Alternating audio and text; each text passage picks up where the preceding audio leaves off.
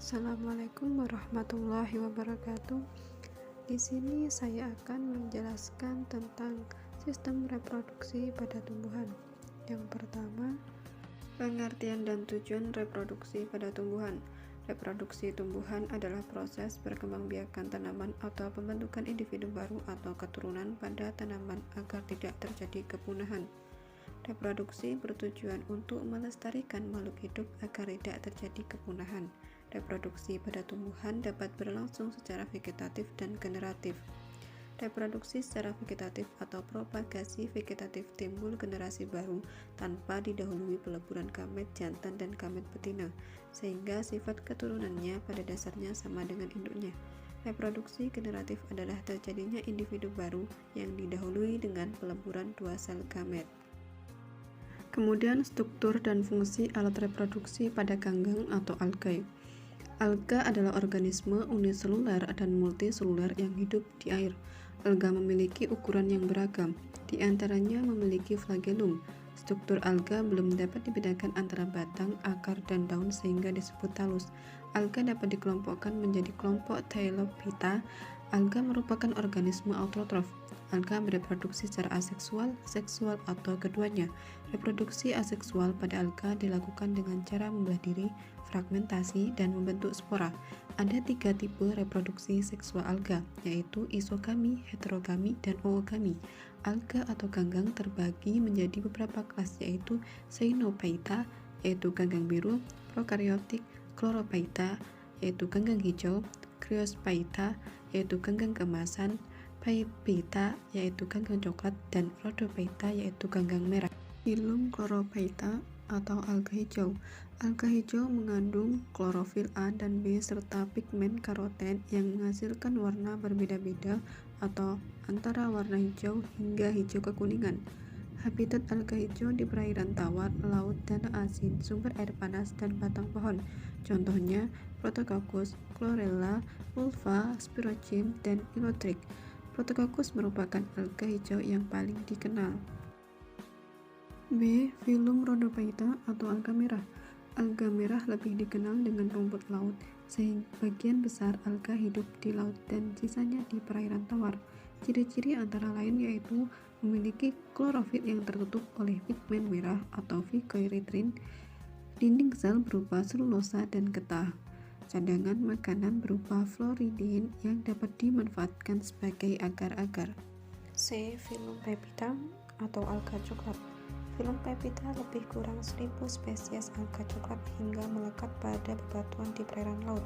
Ciri-ciri alga coklat yaitu memiliki klorofil dan pigmen coklat yaitu fluoxanthin, memiliki kantong udara agar tetap mengapung di dalam air, memiliki hohlfest untuk melekat di bebatuan, dan memiliki struktur seperti batang atau stem dan daun atau blade.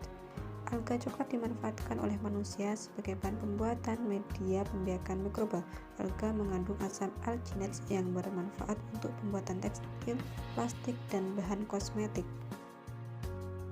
C. Struktur dan fungsi alat reproduksi pada lumut atau Bryophyta. Tumbuhan lumut merupakan tumbuhan terestrial atau hidup di daratan. Lumut ditemukan pada tempat lembab dan teduh. Akar sederhana pada lumut disebut rhizoid. Rhizoid berfungsi untuk menyerap air dan garam mineral, serta untuk melekat pada habitatnya. Tumbuhan lumut hanya tumbuh memanjang dan tidak tumbuh membesar. 1. Lumut hati. Lumut hati atau hepatike dengan perbedaan bangsa yaitu lumut hati bertalus atau mersentellus dan lumut hati berdaun atau Cengermanillus didominasi dengan bentuk tumbuhan dominan talus yang menempel pada permukaan tanah. Lumut hati memiliki alat penghasil spora atau sporangium dengan kaki pendukung yang disebut seta dan dilindungi oleh struktur yang disebut elater. 2. Lumut tanduk. Lumut tanduk atau Entoceratalis selalu memiliki struktur yang dicirikan dengan adanya sporofit yang berbentuk tanduk dengan organ seksual yang tertanam dalam bentuk tubuh yang disebut tabus. Dalam perkembangbiakannya, lumut tanduk mengeluarkan spora terus-menerus dari sporangiumnya, kemudian berkembang menjadi lumut tanduk yang baru. 3. Lumut daun. Lumut daun merupakan kelompok yang dikenal di antara tumbuhan lumut karena jumlah anggota yang cukup banyak serta distribusi yang luas. Kelompok ini memiliki daun semu yang disebut phyllodes serta batang semu yang disebut calyx. Lumut daun dapat berkembang biak secara aseksual maupun seksual. Pada lumut daun, alat-alat kelamin terkumpul pada ujung batang atau ujung cabangnya dan dikelilingi oleh daun-daun yang letaknya paling atas. D. Struktur dan fungsi alat reproduksi pada paku atau Pteridophyta. Tumbuhan paku adalah divisi dari kingdom lantai yang anggotanya memiliki akar, batang, dan daun sejati, serta memiliki pembuluh pengangkut. Pteridophyta berasal dari kata pteron, yaitu sayap bulu, dan phyton, yaitu tumbuhan. Tumbuhan paku terdiri dari dua generasi, yaitu generasi sporofit dan generasi gametofit. Generasi sporofit adalah tumbuhan yang menghasilkan spora, dan generasi gametofit adalah tumbuhan yang menghasilkan sel gamet atau sel kelamin. Tumbuhan paku berkembang biak secara aseksual dan seksual. E. Struktur dan fungsi alat tumbuhan berbiji atau spermatophyta. Tumbuhan berbiji mempunyai generasi sporofit lebih kompleks dibandingkan lumut dan paku. Spermatophyta disebut juga embryophyta siponogama. Tumbuhan biji dapat dibedakan menjadi akar, batang, dan daun. Tubuhnya bersifat multiseluler dengan ukuran tubuhnya besar atau makroskopis dengan mempunyai ketinggian yang bervariasi. Tumbuhan berbiji berkembang biak secara aseksual maupun seksual. Tumbuhan berbiji atau spermatophyta dalam bahasa Yunani, sperma yaitu biji, phyton yaitu tumbuhan, adalah kelompok tumbuhan yang memiliki ciri khas yaitu adanya suatu organ yang berupa biji. Tumbuhan berbiji merupakan heterospora.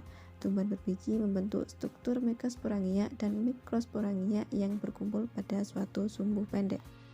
Tumbuhan berbiji dibedakan menjadi dua subdivisi, yaitu 1. Gymnospermae. Gymnospermae adalah tumbuhan berbiji terbuka. Gymnospermae memiliki ciri-ciri bakal biji yang tidak tertutup oleh daun buah berupa perdu atau pohon. Batang dapat tumbuh membesar dan bercabang-cabang, belum memiliki bunga sejati atau hanya berupa stropilum jantan dan betina. Gymnospermae bereproduksi secara generatif atau seksual dengan membentuk biji. Alat reproduksinya berupa stropilus terbentuk ketika tumbuhan sudah dewasa. Gymnospermae mengalami pembuahan tunggal.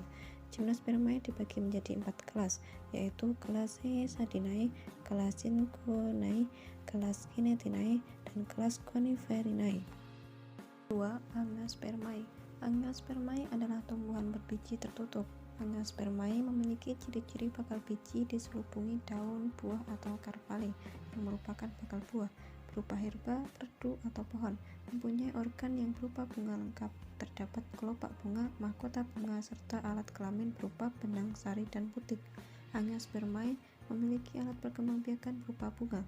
Struktur bunga yaitu tangkai bunga, dasar bunga, kelopak bunga, mahkota bunga, benang sari, dan putik. Angiospermae dibagi menjadi 2 kelas, yaitu kelas Monocotyledonae dan kelas Dicotyledonae. Terima kasih, semoga bermanfaat. Assalamualaikum warahmatullahi wabarakatuh.